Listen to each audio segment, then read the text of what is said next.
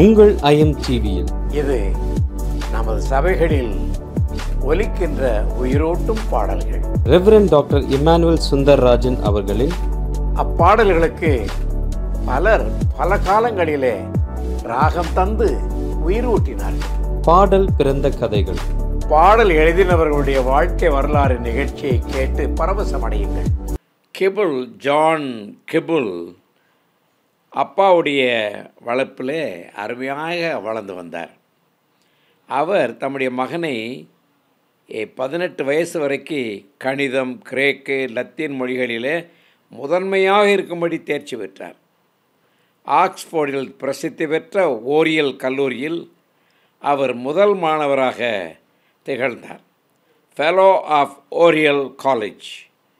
தம்முடைய கல்வி அறிவையும் தாளந்துகளையும் அக்காலத்திலே கடவுளுக்கு அர்ப்பணம் செய்தார். தமது 23 வயதில் படிப்பை முடித்து கொண்டு குருவாக அபிஷேகம் பெற்றார்.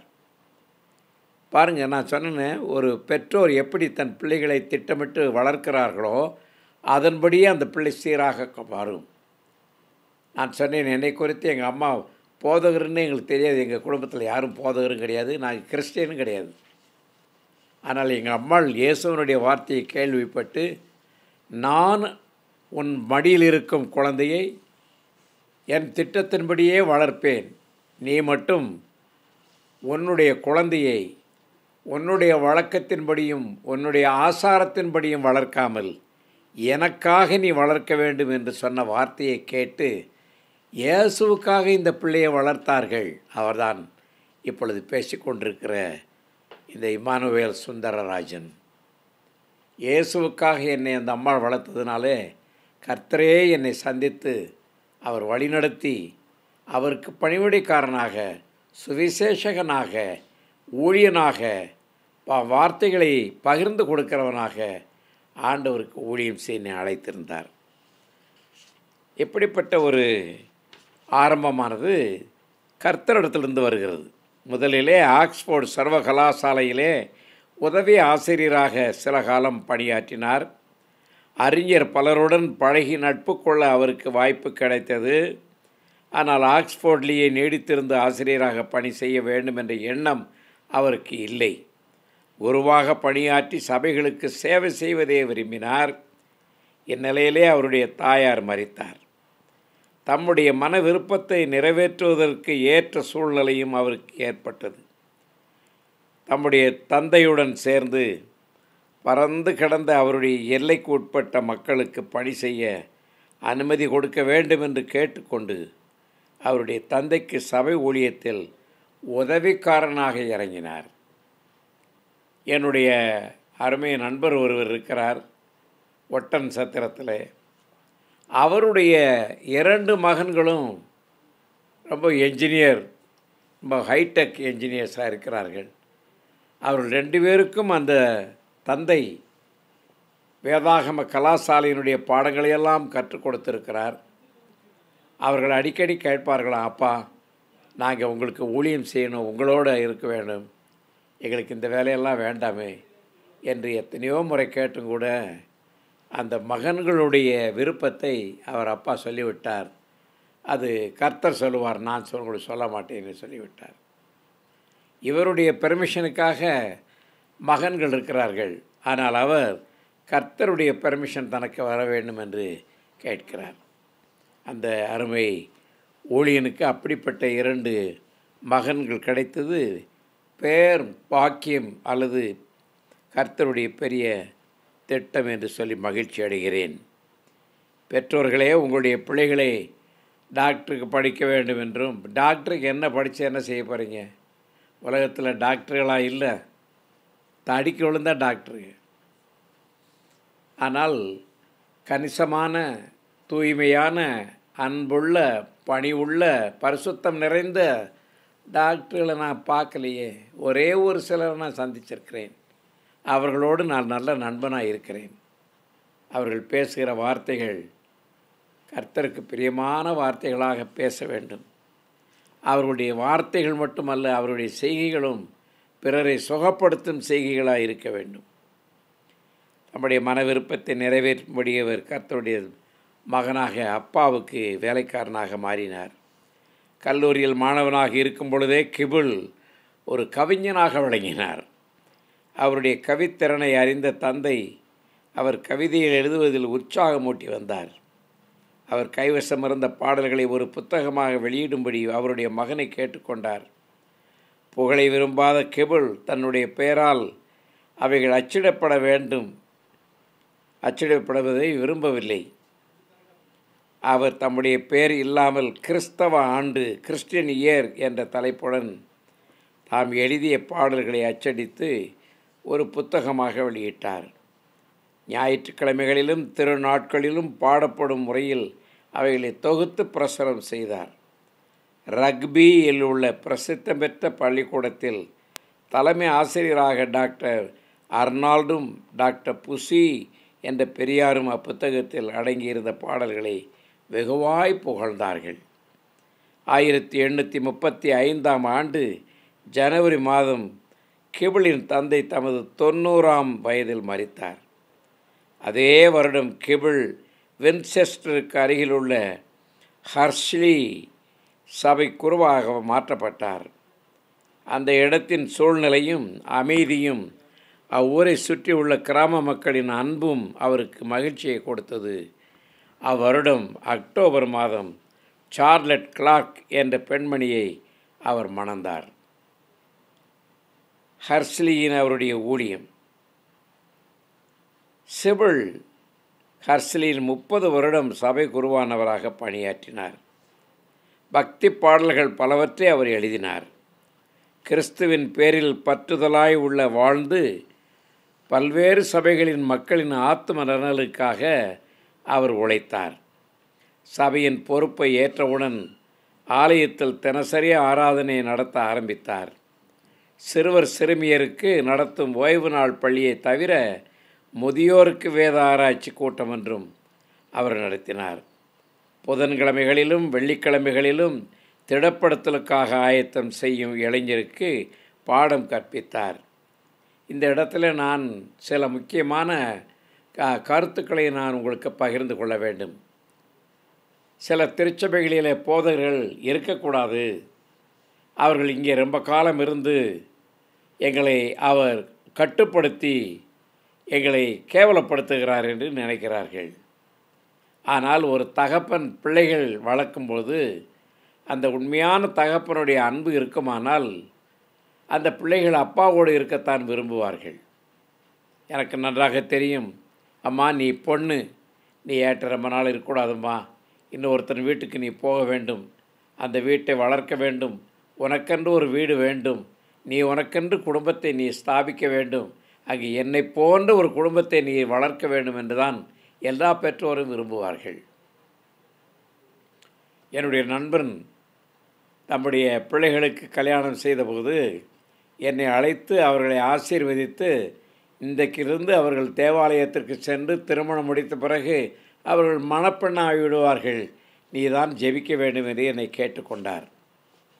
அப்பொழுது நான் ஜெபித்த வார்த்தைகள் எல்லாம் அவர்கள் மனதில் வைத்திருந்து இவர்களுக்கு 50வது ஆண்டு விழா, அதாவது திருமண ஆண்டு விழா நடந்தபோது என்னுடைய வீட்டுக்கு வந்து நீ வர முடியாமல் போய்விட்டாய், நீ தான் பேசி எனக்கு ஜெபிக்க வேண்டும் என்று நினைத்தேன், என் பிள்ளைகளை எப்படி நீ ஆசீர்வதித்தாயோ அதுபோல் அண்ணே நீங்கள் தான் என்னை ஆசீர்வதித்து அனுப்ப வேண்டும், எங்கள் 2 பேரையும் ஆசீர்வதிக்க வேண்டும் என்று என்னுடைய சகோதரி கேட்டுக்கொண்டாள்.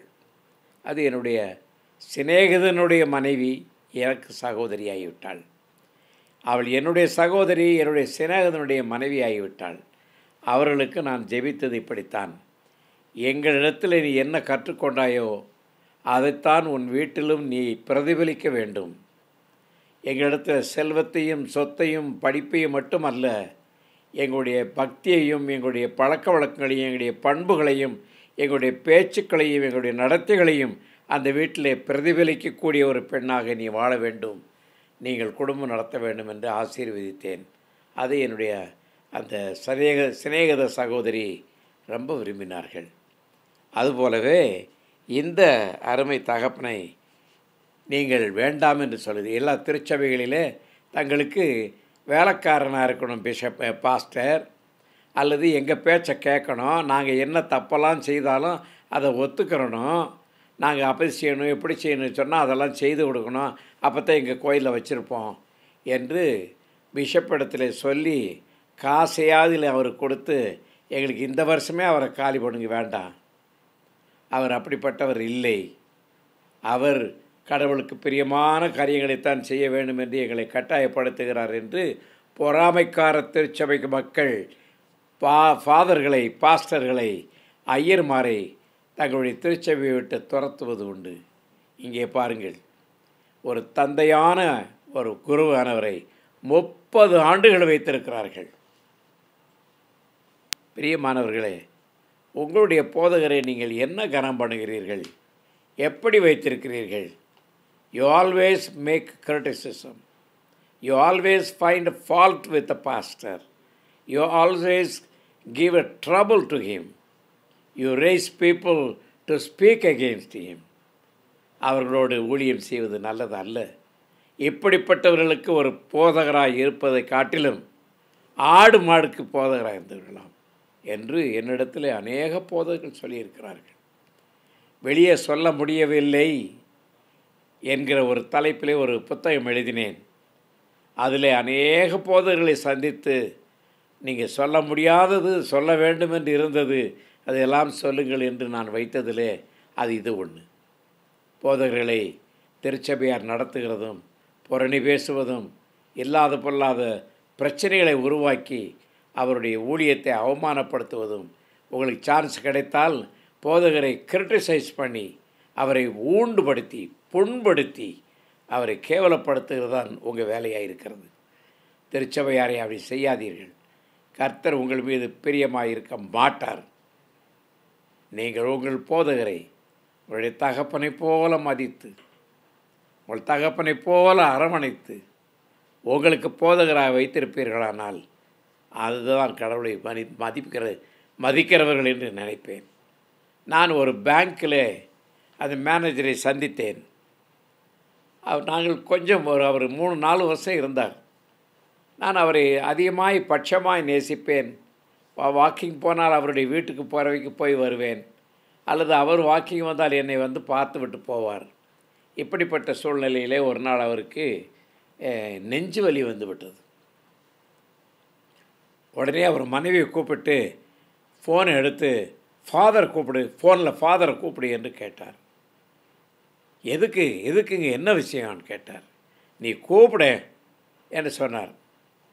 அந்த வலி அதிகமாகி இந்த அம்மா சத்தம் போட்டிருக்கு. எதுக்குனாலும் என்னையத்தான் கூப்பிடுவீங்க, இப்போ ஃபாதர் எது கூப்பிடுறீங்க என்று அந்த அம்மா முறைத்து கொண்டு ஃபோனை எடுத்து தேடிக்கிட்டு இருக்கும்போது வலி நின்று விட்டது. எதுக்கு கூப்பிட்டீங்கன்னு கேட்டார். அப்பொழுது அந்த அம்மாள் சொன்னாலாம், எப்போவுமே உங்களுக்கு வலி எதுவும் கஷ்டமானதுன்னா என்னையத்தானே கூப்பிடுவீங்க, இப்போ ஏன் ஃபாதரை கூப்பிடுறீங்கன்னு கேட்டேன்னு. நான் சொல்லட்டுமா, இப்போ எனக்கு நெஞ்சு வலி வந்துச்சு, ஒருவேளை ஹார்ட் அட்டாக்னு தான் நினச்சேன், அதனால் ஃபாதரை கூப்பிட்டா எனக்கு ஒரு வேளை கடவுள் இறங்குவார் என்று கூப்பிட்டேன் என்று சொன்னார். அந்த அம்மா சொல்லிச்சான், ஃபாதர் நேற்று வந்தவர், நான் கல்யாணம் முடித்த உன்னோட 20 வருஷம் இருக்கிறேன் என்று அந்த அம்மாள் ரொம்ப கோபித்து கொண்டாள். அப்புறம் அவர் சொன்னார், அவர் கிறிஸ்தவர் அல்ல. அப்போ அவர் என்ன சொன்னார், ஃபாதர் அடுத்த பிறவின்னு ஒன்று இருந்து பிறந்தான், நான் உங்களுக்கு தான் மகனாக பிறக்கணும்னு ஆசைப்படுறேன் என்று கேட்டார்.